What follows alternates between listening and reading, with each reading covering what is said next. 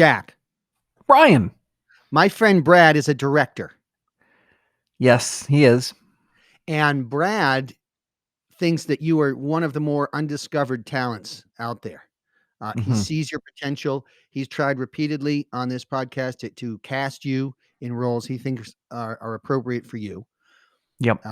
He's a stickler for the audition. He's big on people auditioning cold, not having read the scripts, and staying in character is the most important thing to him. So when you fudge it up, Yeah, I know. you don't get the role. That's the way it is. But he just keeps giving you opportunities.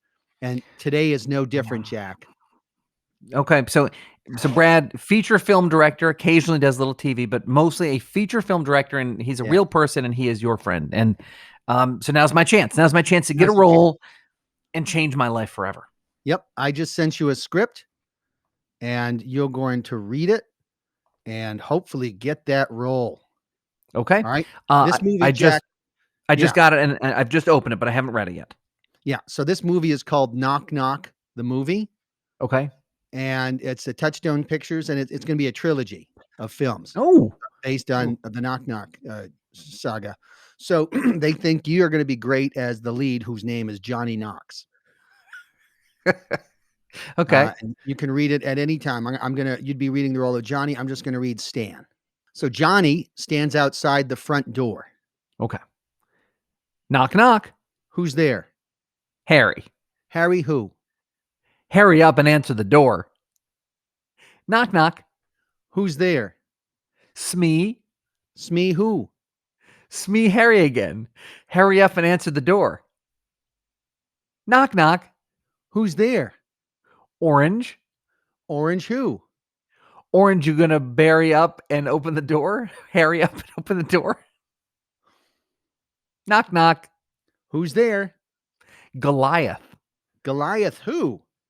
Goliath down. You looketh tired. Knock, knock. Who's there? O.J. Simpson. O.J. Simpson who? Okay, you can be on the jury. That's a good joke. Knock, knock. Who's there? Two. To who? No, to whom? Knock, knock. Who's there? It's a me, Mario. Darn. What? I don't know. And that's a movie from Touchstone Pictures. Touchstone Pictures is doing that one. God. Crazy. It's really, I mean, they're really just trying to find any pre-existing property. That's not a good movie. They're out of ideas. All right, here's another chance you have. So I blew that one. You blew that one. But this is different. This is the R. Kelly story. God. Okay. And it's Amazon Studios. It's a topical picture, and it's a biopic about the famous singer-songwriter R. Kelly. Okay.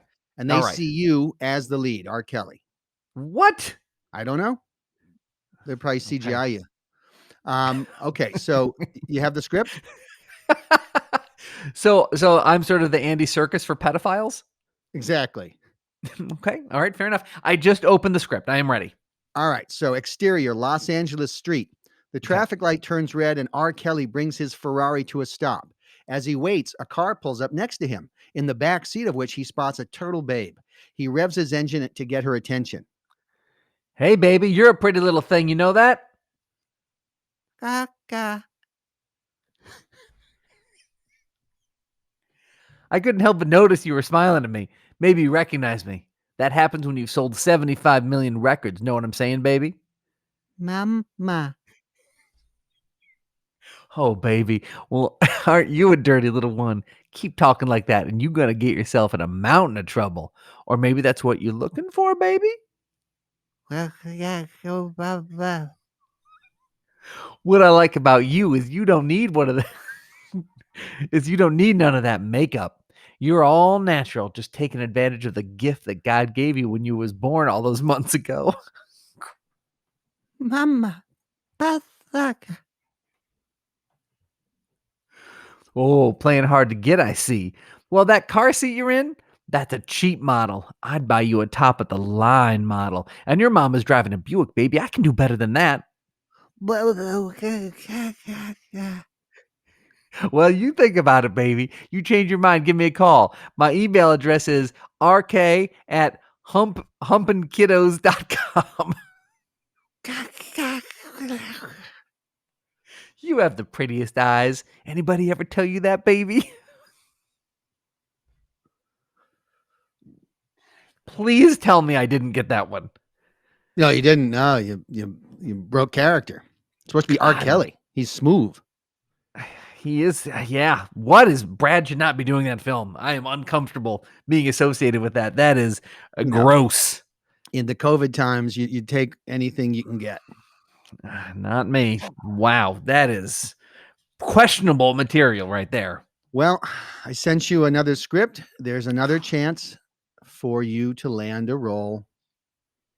This film is called The Planners. And Okay. it's a film about the people who planned the Afghanistan withdrawal. And they think you would be great as President Joe Biden. Okay, that makes more sense. All right, cool. You ready? I'm ready. I just opened it. I've never read this before. The internet's amazing how quick it is. Okay, It's pretty awesome. Interior presidential conference room day. Several people are seated at the conference table. Brian enters the room and is greeted by President Joe Biden. Glad you could make it. Of course, Mr. President.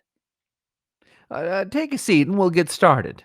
Now, none of these faces may be familiar to you, but this is a team of people I've assembled to coordinate our withdrawal from Afghanistan. Okay. These are the best and the light bulb. Light bulb? Sorry, I meant best and brightest. I guess the word brightest made me think of a light bulb, which is why I said the word brighter instead. I'm sorry, which is why I said the word brightest instead. You mean light bulb? Exactly, brightest. Anyway, there are people I've placed in charge of planning our withdrawal from the Kabul airport. At the opposite end of the table is Carl. He comes to us from his previous job of keeping Lena Dunham thin and pretty. Nice to meet you. Next to Carl is Ted Tyson. He spent the last 15 years making sure R. Kelly didn't hump little girls. Pleasure. The woman next to him is Dr. Kai Wong. She was in charge of keeping coronavirus from leaking out of her lab in Wuhan. Ni hao. And across from her is Robert Benson. He was previously tasked with keeping Disney from completely milking the Star Wars franchise. Good to meet you. To his right is Minneapolis Police Chief Devin Rigby, who was in charge of making sure his officers didn't accidentally kill someone on camera. Hello, sir. And on the floor is my son Hunter, whose job for the last 51 years has been to not embarrass the living shit out of me. Hi. He's not the light bulb, if you know what I mean. I do. Now, why don't you introduce yourself to everyone? Sure. My name is Brian Cook. I was tasked with keeping Bruce Jenner's penis on. Glad to have you on board. Now, let's brainstorm this withdrawal.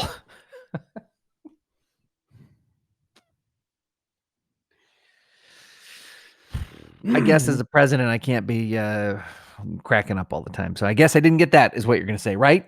No, you can pretty much rest assured you didn't land the role of President Joe Biden, which is unfortunate because I don't think there'll be many more chances.